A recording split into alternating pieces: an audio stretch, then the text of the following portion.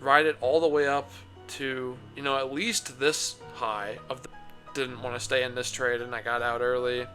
As you can see, that's a theme that I need to work on, is just letting it ride, trusting my gut.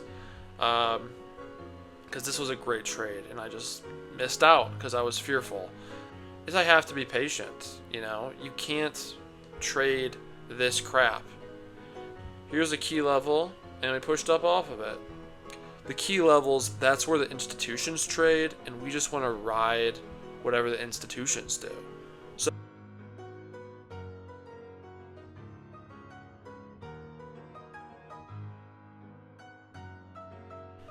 hello everybody, Tuesday, October 29th. Welcome back to another video. Today I'm going to analyze the price action for today very quickly, and I'm also going to talk about what I think this price action today means for tomorrow.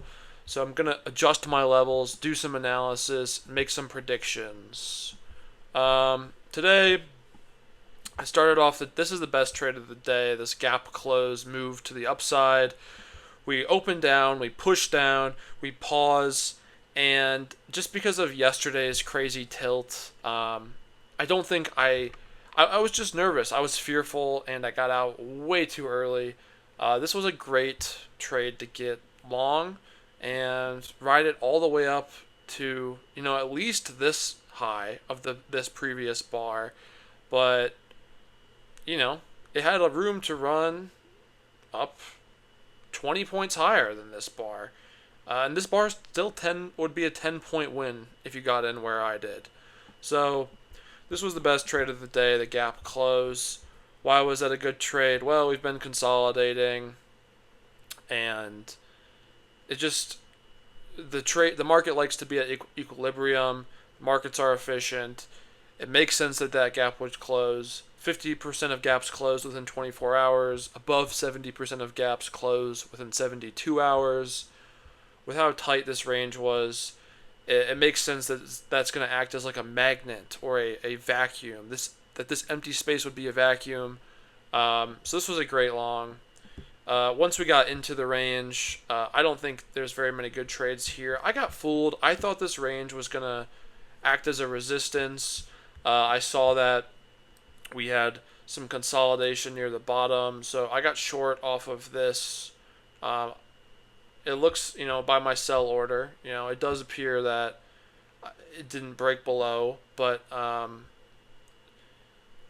like my short wasn't when it broke below, but it did break below, so this is a confirmation entry. I just wanted to get in a little early, preemptively, to get a slightly better price, but which I know that's guessing, that's entering randomly, that's not systematic, but sometimes I trust my gut, and trusting my gut worked here.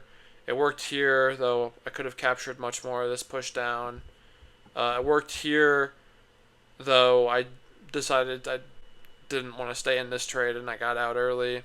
As you can see, that's a theme that I need to work on, is just letting it ride, trusting my gut. Because this was a great trade and I just missed out because I was fearful. I need to be willing to let it ride, or else I'm never going to be a successful trader. I need to walk away, take breaks, set a 20-30 minute timer, Bar 10 could have been a good long too, because it came up, it flagged. Bar 10 would have been a good long to just, for not a big trade, but just, to the top of the Keltner channel, or, I don't know. Not a great day. I don't even know what I did today. I'm just now seeing it for the first time. So minus $42, more or less a break-even day. Losing $40 sucks, but it's not enough to significantly change the life of my account like yesterday's horrible blow up. Last night I had a almost a 2-hour call with my trading friend, mentor, my good pal Russell. So shout out Russell. He watches the channel, and he gave me some really great advice, which is I have to be patient. You can't trade this crap. So I'll never be successful if I trade this crap and waste my money. Like, these trades up, this trade, Friday, not Thursday, but last Wednesday's push down. Like, there's only going to be so many good trades a week. Yesterday was we opened up to the middle of the prior day range. What I should have done on inside days, I'm only going to start trading at the key levels. So I should have opened up, saw this price action. After I saw we weren't moving in either direction, I should have just walked away. But even before that, I should have just opened up, said, "Oh, we're in the middle of the range. I'll set an alert down here at this key level. I'll set an alert up here at this key level, because I only want to make decisions at key levels, right?" And it's dumb to trade anything else. Here's a key level, and we pushed up off of it. We pushed right down into that today. So, anyways, what does this mean for tomorrow? Like if Sunday night, because this was Monday's shitty price action. If Sunday night I was analyzing this day, and I said, okay, if it gaps above this day, I'm gonna look for longs, especially if we can get through the prior week high. If it gaps down here, like near the lows, I could play for a push down, or I could play, if that push down rejects, play for a push up, because at the prior day levels, it'll accept and push up, like it'll accept and push through, generally speaking, or it will fake out and then come back down the other way. So those are both valid trades, but in the middle, it's just no man's land. There's not anything going off. Like, the key levels, that's where the institutions trade, and we just want to ride whatever the institutions do. So yes, if Sunday night I had said, okay, but if it goes to the middle, that's no man's land. I'm just not going to trade. I could have just, let me draw a shape here. I could have just said, all right, I'm going to block this off.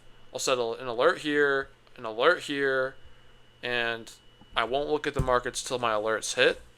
And that way I could have avoided yesterday's BS price action, and I could have not gone on tilt and saved a lot of money.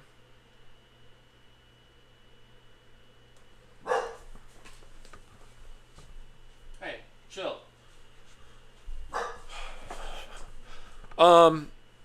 So tomorrow I'm gonna start doing like my post market analysis, pre-analysis for the next day. So what happened today? Let's adjust these levels, and I'm just gonna talk about the E-minis because that's what's most relevant to me. Basically closed on its highs. So yeah, these are now the prior day low, prior day high, prior day close. Let's do the same thing for the MNQ. And this way I won't have to do this tomorrow morning when I normally do it.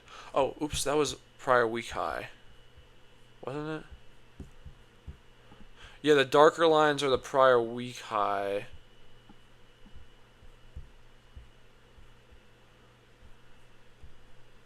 One, two, 3, 4. I think I messed that up. Oh, so it looks like NQ went above the prior week high. Wait, let me go to this chart.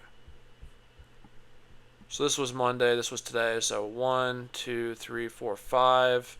So yeah, we gapped above the prior week high for NQ, and there's prior week low. I might make this bar slightly bigger just to make it very obvious, very plain to see. Just because I think those prior week levels are super critical. Did not get anywhere near it on the ES yet, but that's okay. I'm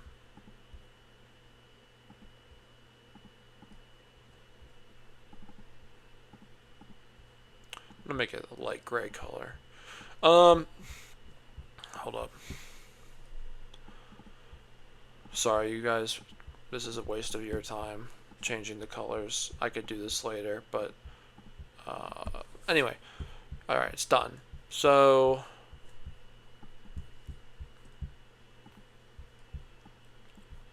And today's prior day. Today's so yeah, MNQ and ES both closed near their highs. Both pushed down and rallied up for the rest of the day. Wow. NQ rallied much better, more cleanly. This was much more slow, kind of held in yesterday's range. This is a pretty good long here at 10:30. How did I miss that? 10:30. Okay, so I just wasn't paying attention to the market. Bar 40 would have been a good long, up to the highs, new highs. It's like 10 points. Pretty good. Pretty good. This, like, VAR 40 would be a decent bar, like, by the close of the bar, because, there's momentum up, and it saves you, it's like 3 points, and it just, like, it's coming from the bottom of the range up. We'll probably at least retest the range highs, but, went even higher. The key is like these bar 42s. Like, so if I'm in this long trade and then bar 42 goes against me, that is really hard for me to handle psychologically when I'm watching all these ticks. Bar 3, it ended high, but it went up and then it came back down, so it looked like there was a big wick on there, and then I just got out. And then bar 4, it's really tough too. Like, those moves really mess with my psychology, and I'm not strong enough to handle it yet. I need to be more mentally strong, so yeah, I need to be better with that, and I need to trust the plan, because, like, the fact that I'm exiting out shows that I don't really trust the plan. I'm trying to micromanage it, and I just need to let it ride, let it happen. Brutus? What are you doing?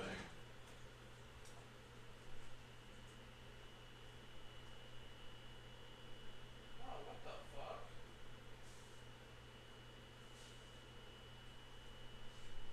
You're okay.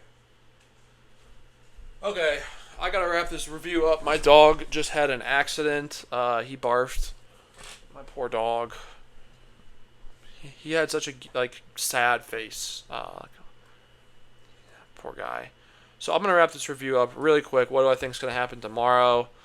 Are we at all-time highs? We made a big push up today. Today I should have just held all day on the MNQ, but I didn't, because it was kind of a slow grind up. It's a kind of a harder day to hold. Just holding this big first move would have been half of it, and I could have just been done by 8:30 the first hour. Oh, that's ES. Wow, this really just this was a really good trend day for MNQ. It just rode it up all day. Wow. Went from 540 up to 700, 750. Man, it was a really good day for MNQ. Would have gotten a bar 2, like 300 points. Wow, that's really amazing stuff. I don't know. It's like last time we were at this level, there's been big sellers rejecting. I think if we gap up here, we push down. I think if we gap down here, we push up. I think if we gap to the middle of the range, I don't think I'm going to trade because of my rules. But I'll set alerts at the low and the top. And I think if we gap to the middle and push down, I think buyers will come in. And I think if we gap to the middle and push up, either it will range for the rest of the day, or, maybe there will be a good long. But yeah, my ideal scenario would probably be a gap up, close down, a gap near the low of yesterday's range and push up. But again, I'm going to play what the market gives me. I'm going to listen to the price action. And I'm going to stay patient. But I know sure as hell I don't want to trade inside no man's land. I want to trade outside the prior day bar where the price action is cleaner. And if we are trading the inside bar, I want to trade only from the key levels. And basically we're only dealing with 2 key levels on the ES because it closed at its highs. So it's basically like, at this point we can decide long or short. At this point we can decide long or short. If we open in the middle. And if we open outside, maybe, a close gap and then continuation up, or, maybe we just dump. There's been a lot of really like intense dumping action in the market with last Wednesday, last Thursday. Today was very aggressive up day. Big dump, big dump. Haven't really seen the energy from the bulls to the upside, but, in these consolidation periods, this is what leads to that big move up. So that's my video. That's my post-market analysis. Thank you for watching. I will see you tomorrow. Everybody trade safe, trade smart, and thank you for watching. Bye.